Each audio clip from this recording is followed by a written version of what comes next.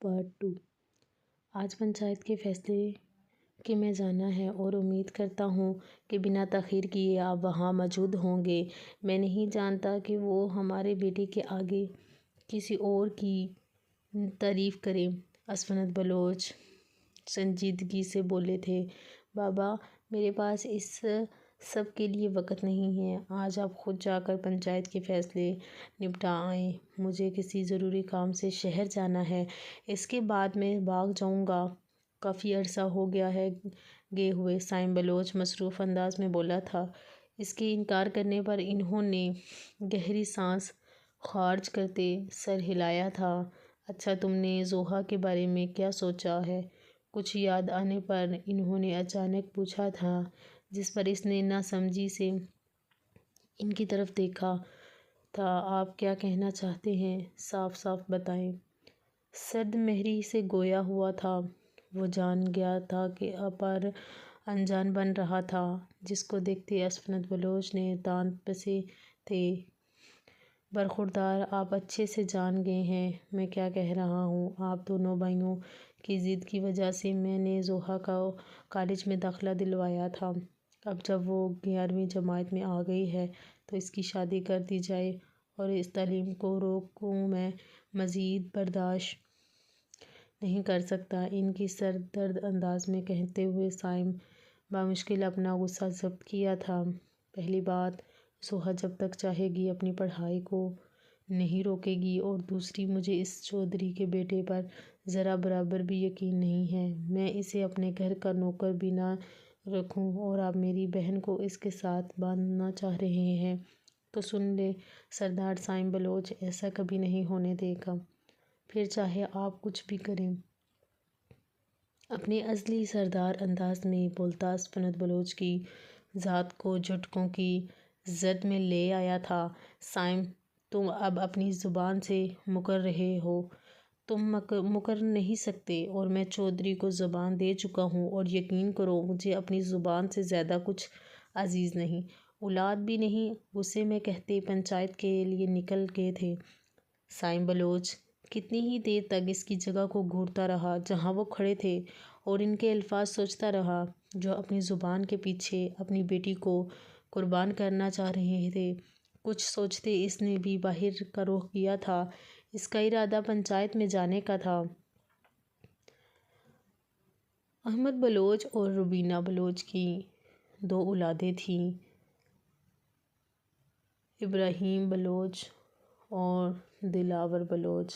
ابراہیم بلوچ کی شادی احمد بلوچ کے دور کے رشتے اور دار فاروق بلوچ کی بیٹی سمرین سے ہوئی تھی، جس سے ان کا ایک بیٹا اسفند بلوچ اور دلاور بلوچ کی شادی ان کی خالہ کی بیٹی نجمہ بلوچ سے ہوئی تھی، اور ان کا بھی ایک بیٹا تھا، یوسف بلوچ تھا۔ بچپن سے لے کر جوانی کی دہلیز پر قدم رکھنے تک دونوں کی دوستی کی مثال سارے گاؤں میں دی جاتی تھی، جن کا ایک دوسرے کے بغیر دن نہ گزرتا تھا۔ احمد بلوچ کو اپنے پوتوں پر فخر ہوتا تھا، جن کا اول مقصد ہی محبت کے بیج بونا تھا۔ دونوں گاؤں سے ہی تعلیم حاصل کر رہے تھے۔ یوسف کے مقابلے میں اسفند بلوچ کی تعلیم کا زیادہ شوق نہ تھا، کیونکہ ان کا کہنا تھا کہ ان کو تعلیم کی ضرورت نہیں ہے، کیونکہ ان کے پاس ہر چیز موجود ہے، تو پڑھائی کر کے کیا کرنا ہے۔ ان کو ایسے دیکھتے سب نے بہت سمجھایا تھا، پر انہوں نے تو تہیہ کر لیا تھا کہ وہ اسکول کی شکل بھی نہیں دیکھنا چاہتے۔ زبردستی ہی ان کو 5 کلاس پاس کروائی تھیں، جس کے بعد ان سے کسی نے دوبارہ پڑھائی کا ذکر نہیں کیا تھا۔ وجہ ان کی دھمکی تھی، جو انہوں نے احمد بلوچ اور ابراہیم بلوچ کو صاف لفظوں میں آگاہ کیا تھا کہ اگر ان کے ساتھ زبردستی کی گئی تو وہ گاؤں چھوڑ جائیں گے۔ تاہم سب نے خاموشی اختیار کر لی، پر یوسف بلوچ پورے دل کے ساتھ اپنی پڑھائی کر رہے تھے، جس کو دیکھتے وہ گاؤں والوں کی نظروں میں آگے تھے۔ اپنے ہر مسئلے کے حل کے لیے وہ انہی کے پاس آ جاتے تھے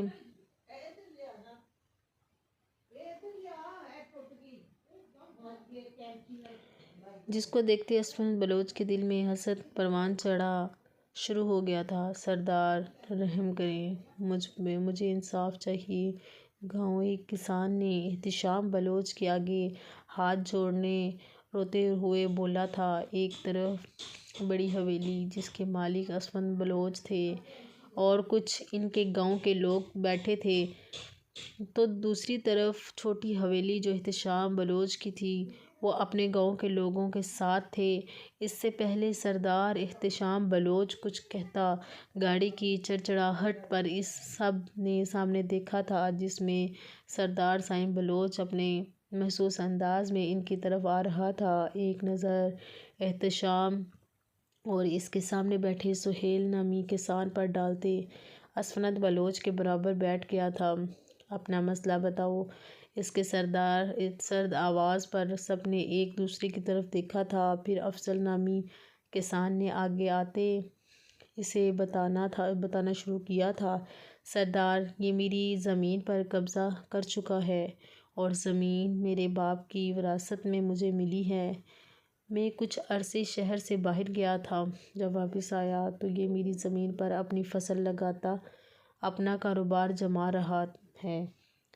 اس نے مسکین صورت بناتے بتایا تھا۔ کیا یہ سچ کہہ رہا ہے سہیل؟ احتشام کی نرم آواز پر اس نے روتے نفی میں سر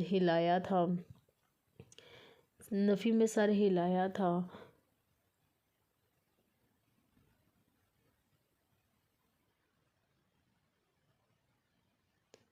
سردار، یہ جھوٹ کہہ رہا ہے۔ وہ زمین میں نے اپنی بیوی کے زیور بیچ کر 1 سال پہلے ہی خریدی تھی۔ اس دوران میری بیٹی بیمار ہو گئی تھی، جس کے علاج کے لیے میں اسے شہر لے گیا تھا، اور میرے بیٹے نے دن رات محنت کر کے اس زمین پر کھیتی باڑی کی تھی۔ پھر جب مجھے فائدہ ہوا تو اس نے اپنی بندوق کے زور پر مجھے ڈرا دھمکا کر زمین لے لی۔ میں نے بہت منتیں سماجت کی اس کی، پر اس نے مجھے اس زمین پر قدم بھی رکھنے نہ دیا، تو میں مجبور ہو کر آپ سے مدد مانگنے چلا آیا۔ اپنی بات کے اتمام پر وہ رونے لگا تھا، جسے دیکھتے احتشام کی آنکھیں سرخ ہوئی تھیں۔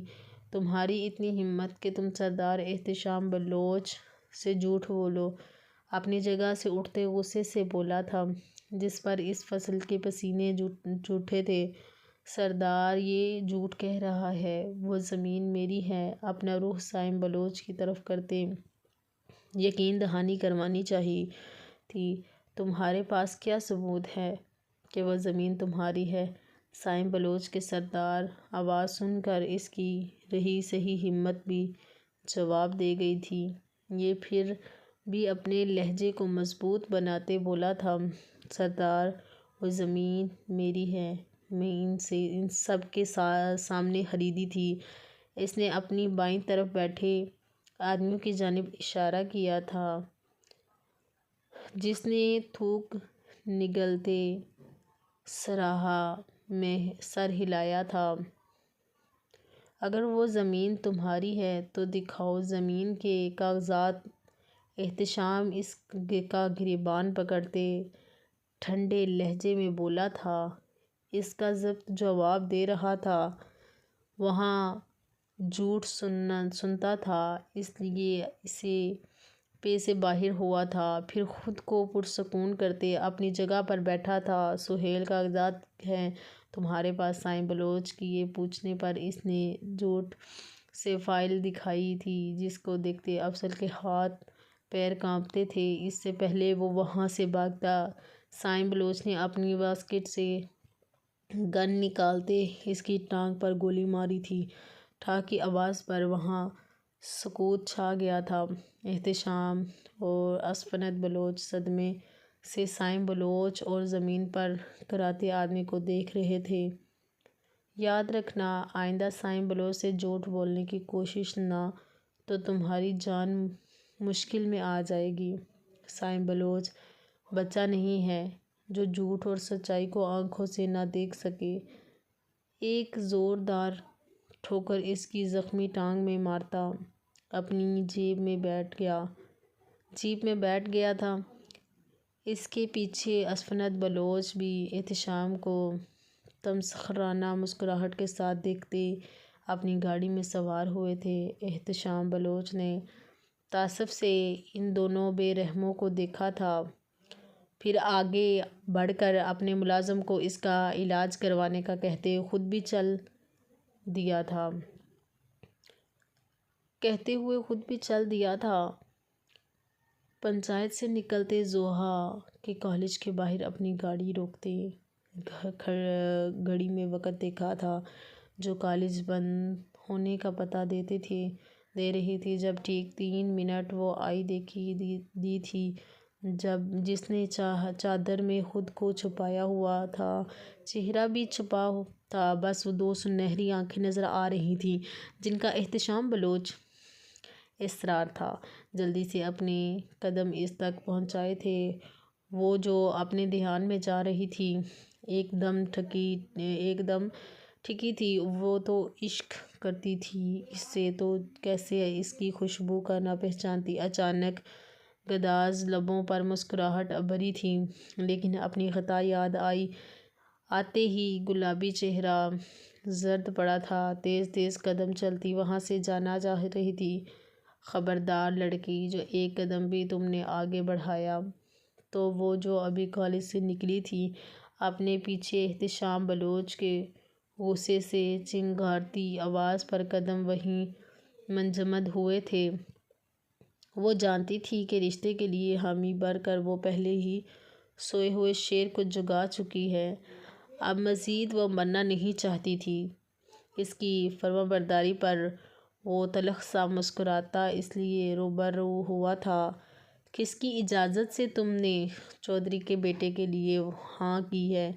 کیا تم احتشام بلوچ کے دھوکہ دینے کی سزا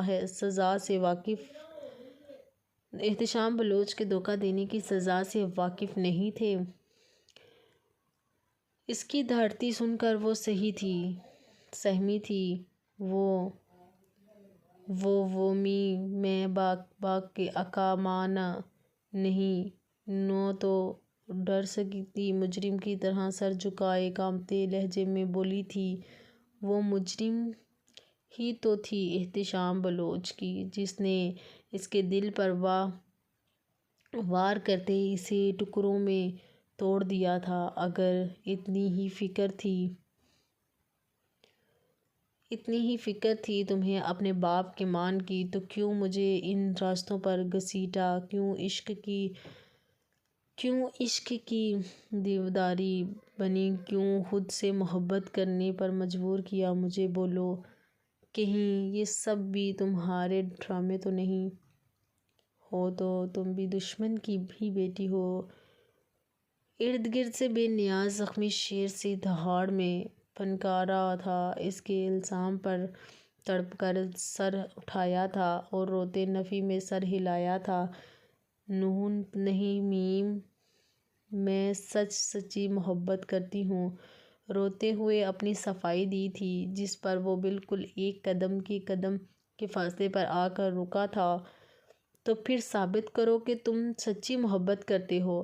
اس کو دیکھتے چٹانوں کی سختی چہرے پر طاری کرتے بولا تھا، جس پر وہ ڈر کے 2 قدم پیچھے ہوئی تھی کہ کیا رے کرنا ہے اٹکتے سوال کیا تھا۔ احتشام بلوچ نے دل جلانے والی مسکراہٹ کے ساتھ اسے دیکھا تھا۔ ہک ہلکا لرزا رہی تھی۔ احتشام کی اجازت سے وہ گارڈ کے ساتھ اپنے باغ کی طرف آئی تھی۔ اس کی اجازت کے بعد اس نے ایک بار پھر سے رائکا کو شائنا بلوچ کے پاس بھیجنا چاہا تھا تاکہ وہ ان کو اطلاع دے سکے وہ باغ میں جا رہی ہے، پر رائکا نے جانا مناسب نہ سمجھا، اس لیے اسے ٹالتے باغ میں لے آئی تھی، جو باغ میں آ کر بھی بے چین تھی۔ کیا ہوا کاظمہ، آپ ٹھیک تو ہیں نا؟ رائکا نے فکر مندی سے پوچھا تھا۔ کاظمہ نے ایک نظر اپنے سے چند فٹ کی دوری پر کھڑے گارڈ پر نظر ڈالتے اس کو دیکھتے منہ پھلا کر کہا تھا، نہیں ہے کچھ ٹھیک، ہمیں اس باغ میں جانا ہے، یہ تو سایہ کی طرح جمٹ گیا ہے۔ کاظمہ نے اپنا مسئلہ بتایا تھا۔ رائکا نے ایک نظر اس کی اشارہ کردہ جگہ پر دیکھا تھا جو سائیں بلوچ کے باغ میں جانے کی ضد کر رہی تھی۔ آپ کا دماغ درست ہے، آپ وہاں جانا چاہتی ہیں؟ رائکا نے اس کے ماتھے پر ہاتھ رکھتے متفرق ہو کر پوچھا تھا۔ کاظمہ نے گھورتے اسے دیکھا تھا۔ آپ جھنجھلاتے اس کا ہاتھ ہٹایا تھا۔ ہاں، میرا دماغ درست ہے اور میں پہلے بھی کافی دفعہ گئی ہوں اور اس لیے مجھے جانا ہے اور آپ کو بھی ساتھ چلنا ہے۔ کاظمہ نے جیسے اسے حکم دیا تھا تو اس کی ساتھ جانے والی بات پر ہی رائکا خود فزدہ ہو گئی تھی۔ اس میں اتنی ہمت کہاں تھی کہ وہ جانتے بوجھتے شیر کی کچاڑی میں ہاتھ ڈالے۔ نہیں کاظمہ، میں نہیں جاؤں گی اور آپ کو جانے بھی کی ضرورت نہیں ہے، رائکا اسے سمجھاتے ہوئے بولی تھی، جس پر اس نے گھور کر اسے دیکھا تھا، پھر اپنا دماغ لڑاتے گارڈن کے پاس گئی تھی۔ دیکھیں بھائی، آپ کو بس یہی رہنا ہے، اس سے آگے نہیں جانا، سمجھ گئے نا؟ کاظمہ سختی سے بولنے پر وہ گارڈن حیران پریشان ہوتا سرہا میں ہلا گیا تھا، جس پر وہ دلکشی سے مسکراتی رائکا کا ہاتھ تھامے باغ میں گم ہو گئی تھی۔ حد، آپ یونیں کیوں نہیں آئے؟ آپ جانتے ہیں نا کہ آپ کے بنا مجھے کچھ اچھا نہیں لگتا، اس کے باوجود آپ ہمیشہ ایسا کرتے ہیں۔ روشنا کال پک کرتی روحان سی ہوئی تھی، جسے محسوس کرتے احد بلوچ پل میں پریشان ہوا تھا۔ روشنا، اب سب سے پہلے تو آپ رونا بند کریں، التجائی کہا تھا۔ نہیں، میں جب تک رونا بند نہیں کروں گی جب تک آپ مجھ سے وعدہ نہیں کر لیتے کہ آپ آئندہ ایسا نہیں کریں گے۔ روتے روتے اپنی شرٹ سامنے رکھی